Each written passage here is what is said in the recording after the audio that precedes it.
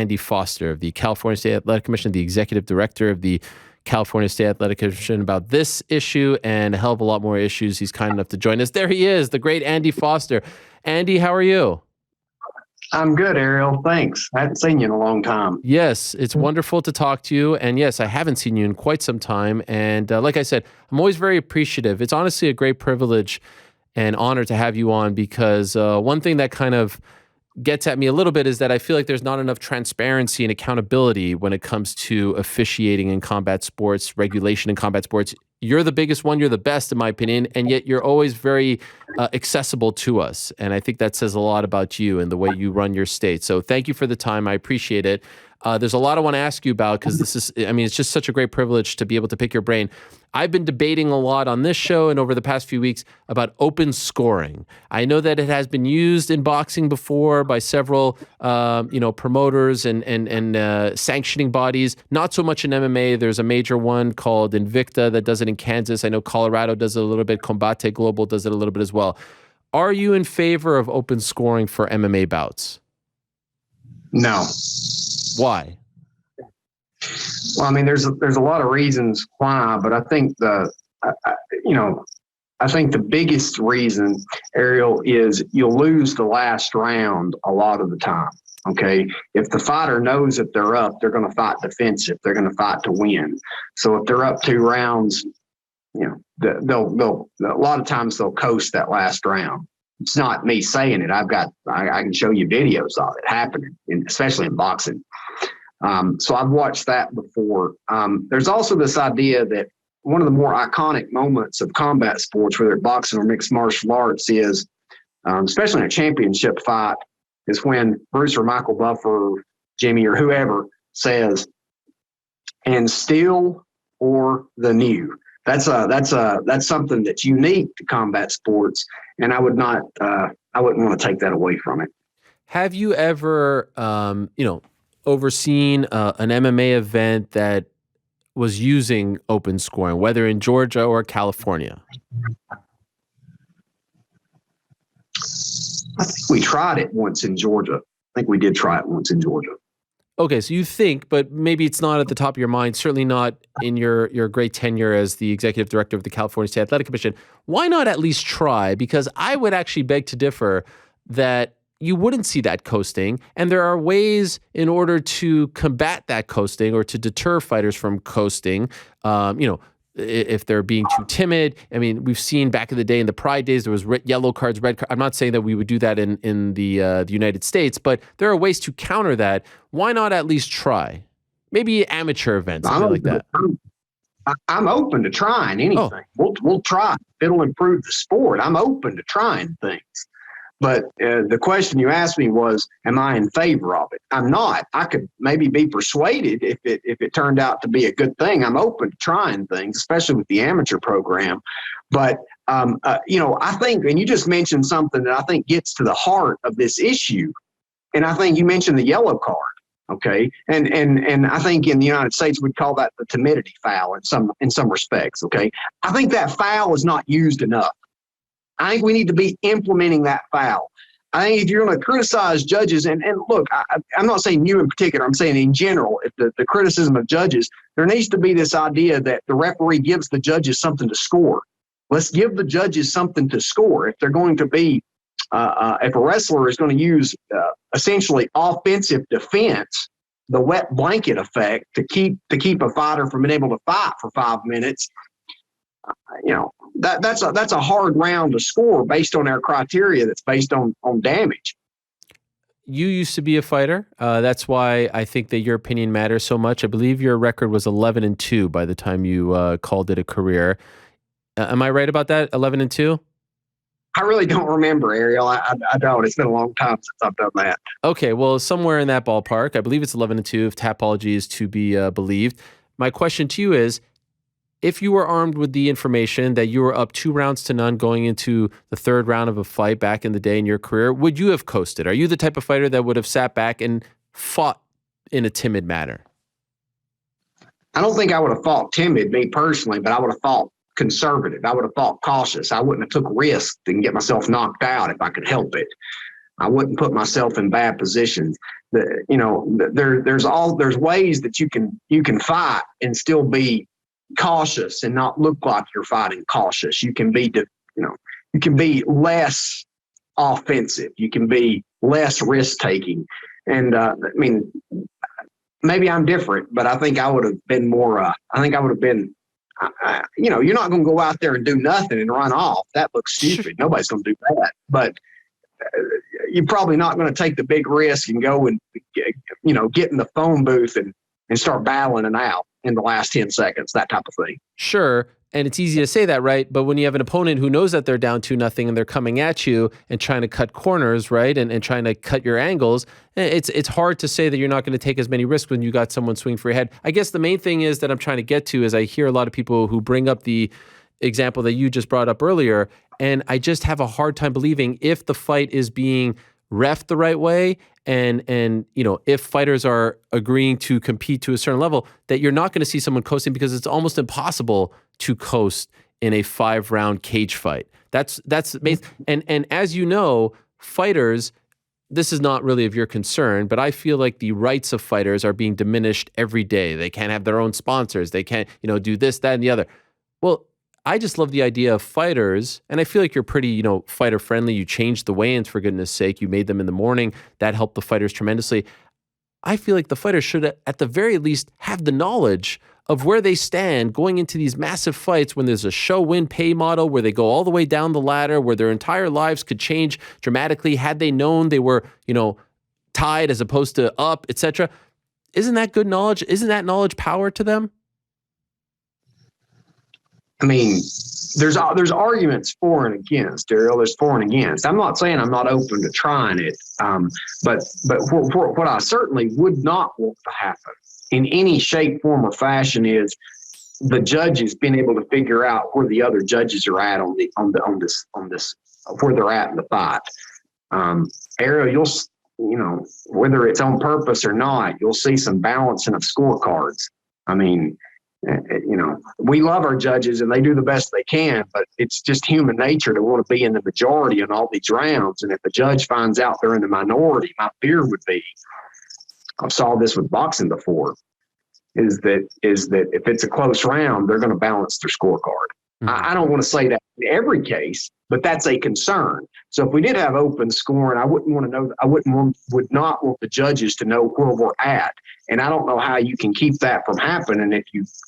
There are ways, of course, but there's this idea, well, you just tell the corners and you don't tell the public. Well, how's that going to work? I mean, the whole idea is to let the public know what the score is between. And if the public knows, how are the judges not going to find out? I mean, I think there's ways to solve all this. But you brought up a point earlier. It's not just the judging that has to be influenced by this. The open scoring, if we go to that, the referees have to be involved in this discussion also. There has to be more use of the timidity foul. We have to keep the action going if somebody does decide to coast. And that is a departure from where we're at now, because how many times in the UFC or Bellator have you saw a timidity foul issued in the last 10 years? Yeah, rare, very, very rare, if ever. I do think, by the way, that there is a way that you can arm the corners with this knowledge and not have the other judges know, what their peers have put out in terms of a score. I think there's ways around that. I do want to ask you, though, because since we're talking about the timidity, and I want to get to several topics here, 10-10 rounds, rare if ever you see them. Do you think that we should be seeing more of them? No. Why? Because you've got 3 judges. And if one judge does it and the other 2 doesn't, you're going to, on a 30-point fight, you're going to mess stuff up. I mean, you don't have enough rounds to make up that 10-10 round. It's the same idea with the 10-8 round. At least in boxing, you have the knockdown indicator, whereas 96% of the time, you're going to get a 10-8 round if there's a knockdown in that round. Mixed martial arts, especially the judges, the Sal's and the Derricks of the world, and those folks like that, you're going to see very consistent 10-8 rounds with the Mike Bells and the Rons and all those people like that. But when you're we're still having a hard time getting consistency with 10-8 rounds, whether it's a 9 or an 8. And when we start talking about whether a round's a 10-10 not, and they're not used to scoring that, man, You want to talk about, you'll have two 10-9s and a 10-10 or two 10-10s and a 10-9. The use of the 10-10 round for a large part is used in like incomplete rounds. Say 30 seconds and a foul happens or something and the person has to score the round. A 10-10 round is entirely appropriate if there's nothing to score there, something like that. And that's happened before in big fights. But it seems like St. Preux might have had a 10-10 round before.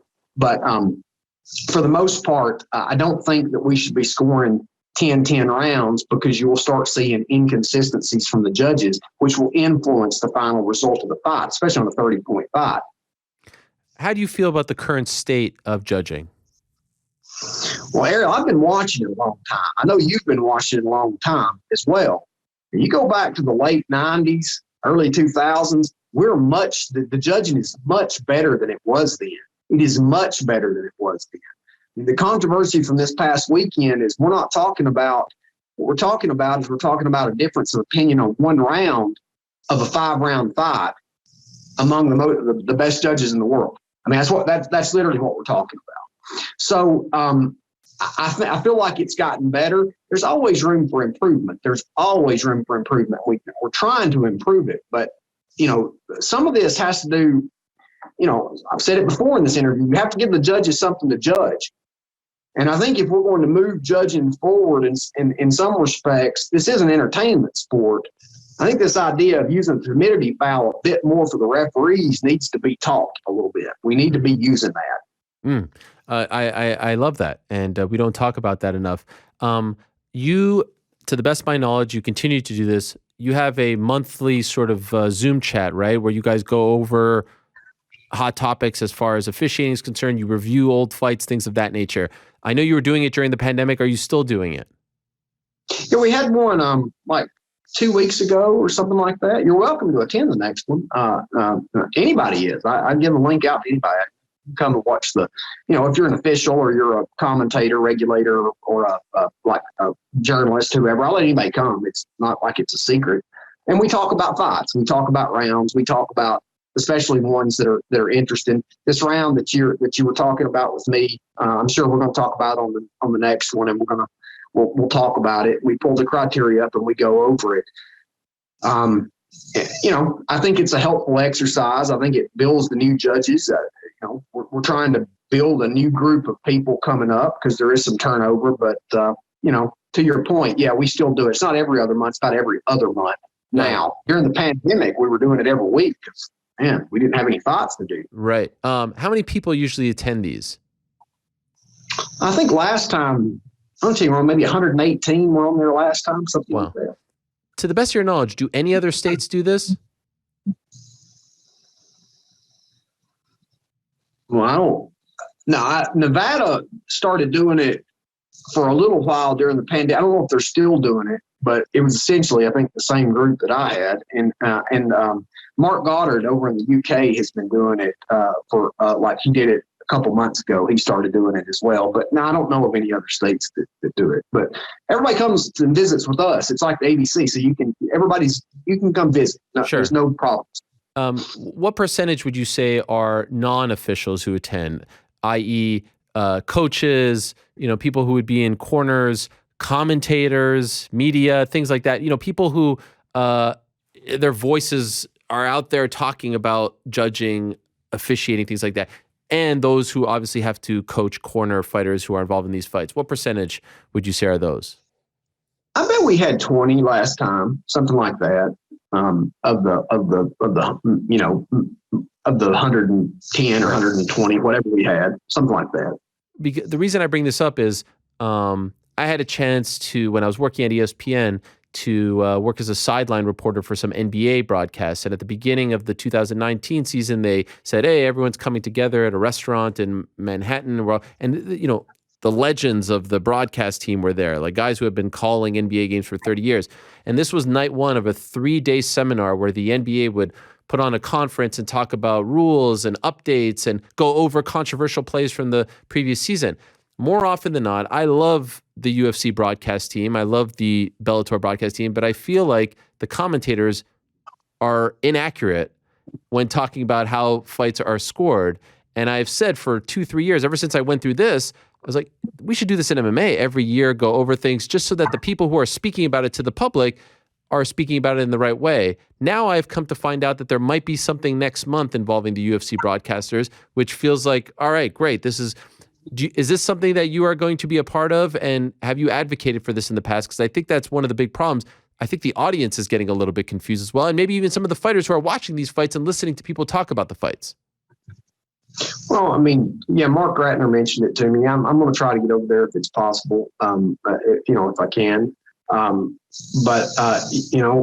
happy to do that. We're happy to talk about it. We talk about the Zoom. People just don't know about my Zoom calls. Like I'm trying to keep it a secret. Anybody can come, but especially if they're a fighter and they think that, they want to learn, or the corners more so than the fighters. I mean, that would be helpful as well for the corners to learn, because I'm convinced, Daryl, that some, not all, of course, but some of the corners of these big fighters may not know exactly how the judges are scoring this thing. They may not know exactly. And, I think once that they figured it out, it may change some of the strategy and how, because it might. So, I think it's a good idea for them to come. And we had some last time, and, anybody's invited. And that's why I advocate for open scoring, by the way, because I've used the baseball analogy. When you step up to the plate and you see a ball go by you and you think it's supposed to be a ball, but the umpire called it a strike, now this guy back here is calling the game a little different. His strike zone is a little smaller. So now you are armed with this knowledge that, hey, I got to swing the next time that same curveball comes in. Well, if you're a corner and you see that first round that you thought you guys had in the bag was actually a 10-9 for the other guy, now you could at least maybe adjust things so that you can adapt to what the judges are scoring. Again, I'm open to try. Okay, this is nice. Especially in the amateur program, I could let you know how it goes. I've saw it in boxing. Sometimes it doesn't affect anything. I think sometimes I saw it work for the good, but I saw people coast. I have saw that with my own eyes. So, all right. We'll put a pin on that for a moment. I want to ask you about another one that has come up a lot in the UFC, especially lately. This whole no contest DQ debate. Was it intentional? Was it not intentional?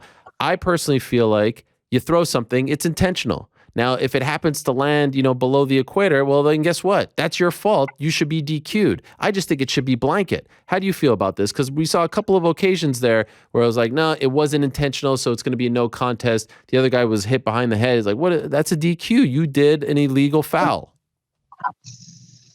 Yeah, that's so hard, Ariel. I can just speak just in generalities, unless we're talking about a specific one. But DQ should be a last resort.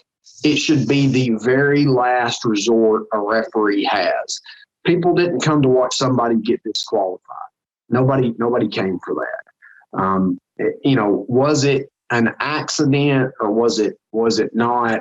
Sometimes people, they're aiming, they hit the wrong place. I understand it's their fault. I get it, but when I think of an intentional foul, I'm thinking of something that's flagrantly like this guy did this on purpose. It's very obvious he was the bad guy or whatever, an eye poke or something like that, where he reaches up and grabs the guy's eye or something from the bottom of the mount. I've saw that before in my career. I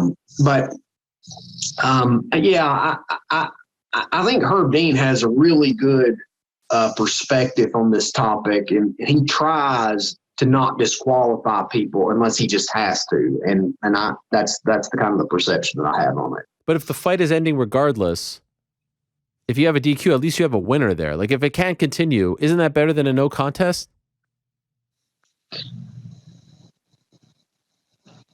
Well, I mean, in California, Adrian, California, Ariel, a DQ fighter doesn't get paid.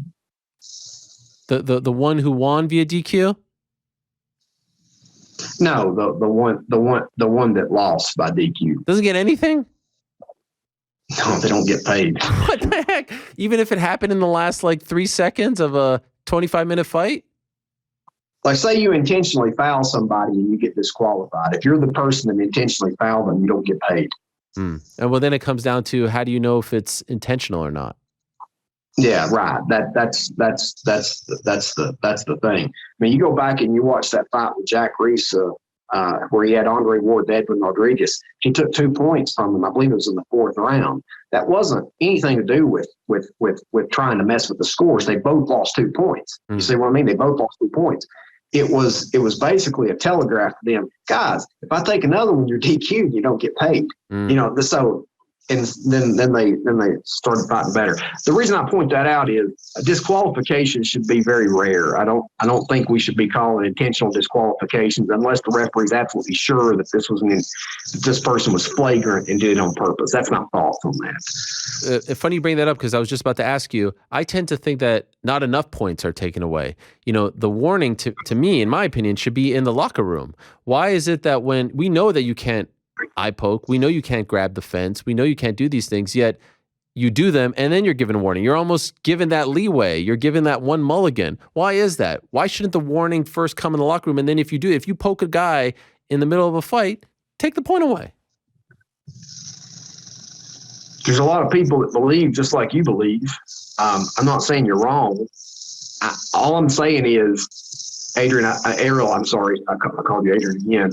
Ariel, you have to think about you have to think about what it's going to do to a 30-point fight. I'm not saying the referee's thinking about that exactly, but they're inserting themselves into a contest in a big way. If you take that round from that person, absent a 10-8 round, they just lost. That person just lost that round, and now they've got to win the other 2 to win. So I think that's one of the reasons why referees are very, very hesitant to take points unless it's absolutely warranted. But at the same time, Ariel, I did have this conversation on my Zoom call a while back. You can't give 7 warnings for the same thing. You can't. You can't. Like, you give a warning, you perhaps give another one, maybe, and then it's time to take the point. So I agree with you, Ariel, that you should take – there should be more points being taken in mixed martial arts. There should be. I agree with that. I just don't want to get too crazy with it because it does affect fights. I think once it starts, I think people will stop grabbing the fence or stop doing the eye pokes. I think the situation will fix itself rather quickly. Why do you think we see way more corner stoppages in boxing as opposed to MMA? Very few in MMA. Very common in boxing. Well, there's a lot of reasons for that. I really think the biggest thing is we have a newer sport, Ariel, a newer sport. And oftentimes, certainly not always, but oftentimes a lot of the people that are in the corners of these UFC fighters are essentially people in their 40s. People in their 40s, maybe early 50s. There are people that used to fight this thing back when it was in the very pioneer days. I mean, a lot of times that's what you're seeing, okay? And, they're kind of guys that are real tough guys. They usually still train with their guys. They're doing it all the time, and they're kind of go out on their shield type of guys. Whereas in boxing, you have a lot of older, more seasoned people that absolutely used to box when they were younger, but they're in their 50s, 60s, sometimes even 70s, and they're in the corner. They've got a lot of knowledge, and they've learned that through wisdom of being around it, you can live to fight another day. Okay, that's and what I think is important for the corners to know or realize is a loss in mixed martial arts does not hurt you like it does in boxing. It's a different dynamic, but I think it's worth mentioning because you can take a loss in MMA and you can still get to the title rather quickly. I mean, not real quickly, but rather quickly. You take a loss in boxing, it takes a while to get back up on that ladder if you're on a name. So, but that's what I think. Sure, I think money comes into play a little bit as well because they have the show win model is a lot more prevalent in MMA, and no one wants to have their coach, quote unquote, rob them of half their purse if they think that they could come back. So it puts the corner, I think, in a tough spot. I would love to see that model go away. I know that has nothing to do with you, but I would love to see that go away. I did want to ask you about the Charles Oliveira situation. I know this happened in Arizona, not in California. Were you okay with everything that went down there? Like, had that exact same scenario played out in California, in terms of him missing weight, the champion, getting stripped, all that stuff, 0.5 over on the beam scale, would it have gone down the same way in California? It would have, yeah. Yeah, it's the same thing that if the champion loses their belt on the scale, they can't win it. Are you in favor of the digital scale or the old school beam scale? Well, you know, I can use either one as long as it's been certified.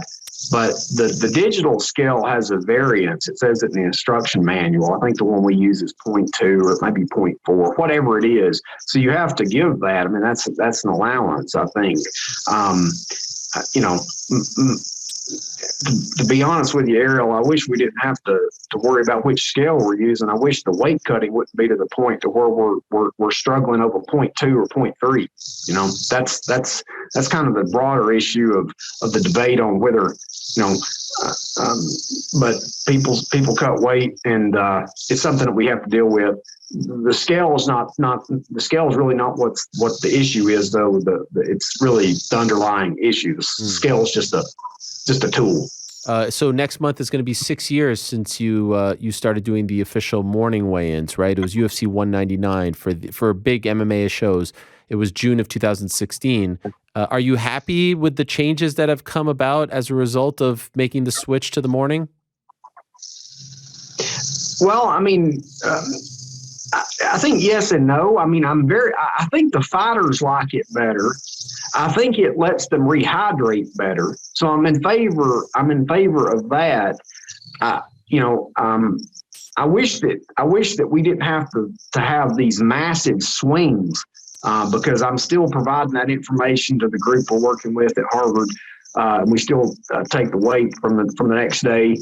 And I'd like to tell you it's gotten better. You know, we might have saw 1% or 2% better over here. Okay, a little bit better, but it's not improved that much. Some of the other things we've done as far as moving people to different weight classes and checking on them during their training camps, that has helped a lot. But you're asking about the early weigh-in. I think it's good for rehydration. We're going to continue to do this stuff, these massive weight cuts. I would rather somebody be better hydrated than not as hydrated when they enter the cage. Do you have like 5 more minutes for us? Is that okay? Sure. Okay. If you want. Oh yeah, no, this is tremendous. Is it? If you can't answer, I totally understand. Could you tell us? Because I don't think people know this stuff. For a UFC event in California, Anaheim, LA, etc., Sacramento, how much does a judge make for that? Are you allowed to tell us that? Oh, sure. It depends on the one, you know, the event. Like a UFC pay-per-view. Okay, the one we had in Anaheim seems like Ariel. I paid the commission paid 2,100, maybe 2,000 or 2,100, which I believe is like that's among the highest that a judge has made in California. But they did a $5.7 million gate, a bunch of pay-per-views. So it's not a vast quantity of money that these guys are making. They Right. They try real hard as well. And what does the ref make for that? Like ref of a main event fight that night, and Ngannou gone. Well, like what are they making? I think Herb made 2,600. So I feel. Oh, did I lose you? Stand by on that. We'll get him back. All right. Was that our monitor that just went down, or his monitor? Our computer just crashed. Oh, okay. Are we still on the air? We are. Okay. Wow. Fascinating stuff there from Andy Foster. I just had a couple more questions for him. And I believe since we've been here, this has never happened before. Oh, now it's back. That was crazy. Yeah, I believe this has never happened before. But like I said, I hope whether or not, I think I'm going to get him to agree to open scoring, by the way. Don't tell him. I think I'm going to get him at the very end here. So stand by for that. I think we're going to maybe we can call it the Helwani Cup. Maybe we could call it the MMA Hour Invitational. I think we're going to get it one time. Maybe the next time EKC fights, we can have him do open scoring because I feel like he's in favor of it. All right, sounds like the Zoom machine shut down. That has never happened before. What do we... We're actually, it's back up. Okay, so ETA is just a couple minutes or so? Probably even less. Tremendous. Also crazy that factoid about if you get DQ'd, you don't get paid. Holy smokes. Not sure I love that one. Coming up in a few minutes, by the way, the great Dominic Cruz will be joining us.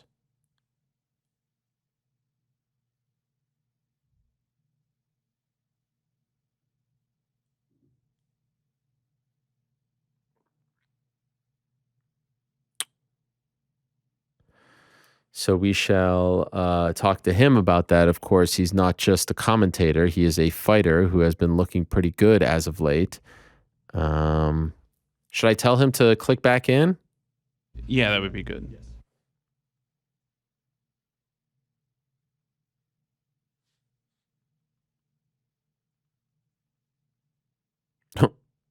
He just said, thanks for having me on. I think he thinks that we booted him. Oh, no. He's back. Okay. What was the question? I was asking about something. Oh, yeah, Herb Dean. Yes. I don't even remember if he actually said the number for Herb Dean, but I'm going to ask him about that in a matter of moments. Top of the hour, we'll be joined by the great Dominic Cruz, still to come. GC's picks for this weekend. Oh, there he is. Sorry about that, Andy. We had an issue on our end. So you were saying Herb Dean, you said he made around 2,000 or so, a little over that. I actually think that that's too little, only because, as you mentioned, there's so much money at stake and everyone, like promoters, making so much. Do you think that that's part of the problem why we're not seeing more younger people want to get into officiating? Because basically it's a very thankless job, right? When things go bad, you get a lot of heat for it on social media and all these places, and you don't walk away with all that much money. Well, I mean, I think we have plenty of candidates that they're wanting to do this, but so I don't think that's the problem with it. But Ariel, when you get people who want to stick around, the amount of criticism these guys get, I wonder sometimes why they do it for $1,000 or $1,600 or whatever it is that they're making. I mean, they're just getting hammered. And yes, do I think that officials' pay should be increased? Absolutely. Okay. Just a couple more. Why for female boxing is it 2-minute rounds? Why not 3-minute rounds? Now, we're going to be changing that soon. Is that happening? Oh, I mean, California is certainly in discussions about it. We've had multiple stakeholder meetings about it and discussions about it. And that's going to be changing. I was against 5-minute rounds back in 2008 for MMA, and I was wrong. I'm pleased to say I was wrong about that. And there's no reason why the females can't do the 3 minutes. A fight, let's say Jake Paul Anderson Silva gets brought to California. Would you be okay with that? I think so. Yeah. How come? I mean, Jake can fight. This idea that he can't fight, I mean, he absolutely can fight. But Anderson Silva beat Chavez Jr. down there, and that was close. But that's a real guy. And he beat him in Mexico a while back. He's in shape. He trains hard. I think that fight's reasonable. Two last. Depends on how many rounds. Right. How many rounds? Maybe an 8-rounder or something. Two last ones. You were there for the Corey Anderson Vadim Nemkov fight. That kind of, we were talking about the accidental, non-accidental. Were you okay with how that went down? Because in the end, I think Corey thought that he was going to win, and then it got ruled a no contest, right? Were you okay with all of that? It is what it is. Ariel, in a perfect world, I would have liked to found 3 more seconds, and then we could have went to the cards. But it is what it is. Okay, so as opposed to it just being a DQ or a no contest, right? Didn't it end as it was a DQ? It was a no contest. Yes. Yeah, no contest. Yeah. So if it would have gone to be a DQ, Corey wouldn't have gotten paid. No. He wasn't. It was not an intentional foul. It wouldn't have been a DQ. Let's just say the referee would have deemed that it was a DQ. Well, Ariel, if he would have said it was intentional, because it was a headbutt, right? If he said it was intentional, we'd have wound up at a commission meeting, and my recommendation to the commissioners that it wasn't intentional. Okay. They would have. I think they would have paid Corey. I think they would have paid the man. Got it. And MVP Logan Storley, hotly contested or debated fight in the UK a couple weeks ago. I think that MVP won the fight, and I think I got a lot of heat for this. People said I was crazy, but I think based on the criteria, MVP inflicted more damage despite being held down for the majority of the fight. I thought it was 48-47 MVP. What do you think? Yeah, I mean, Ariel, I watched it. I mean, look, there's nothing against Mr. Stewart. He's great wrestler, whatever. I tend to agree with the way you saw the fight. Thank you. Do you feel like the fights are being scored correctly? I do, for the most part. But in that particular fight, Jacob Montalvo was excellent referee. Nothing against that. But this is this idea of using the timidity thing. I mean, we've got to give the judges something to score. Yeah. Okay. And last one, could we? I feel like I almost got you. Can we agree on an upcoming show having open scoring and see? Heck, I might even come out for it. I might actually leave my cave and come out. We can maybe brand it as the Helwani Cup, the Helwani Invitational, open scoring for all. Can we agree on something? Maybe not a UFC, but a little smaller. We have it at in Carson, beautiful. I don't know. Pick a spot, Inglewood. Open scoring, and see if I can convince you that this would be good. MMA, not boxing. MMA, what do you think? Can we agree on that? Yeah, let me talk to the amateur program. Let me talk to the lower level pro shows. Let me talk to the commission, and I'll see. I'm not opposed to it. Okay. I'm just, yeah. I just don't. I like it. I like that iconic moment. Okay, but you're not saying no. You're saying there's a chance. On the amateur side, yes, there's absolutely a chance on the amateur side. Okay, so see how it goes. We'll keep that dialogue open. Yes, sure. All right, I love it. Andy, you're the man. Thank you so much. Thank you for all that you do for combat athletes. Appreciate you very much and appreciate your time. Okay, thank you, Ariel. All right, there he is, the great Andy Foster of the California State Athletic Commission, the executive director. I mean, what do you guys think? I feel like the Helwani Cup is a real thing in California.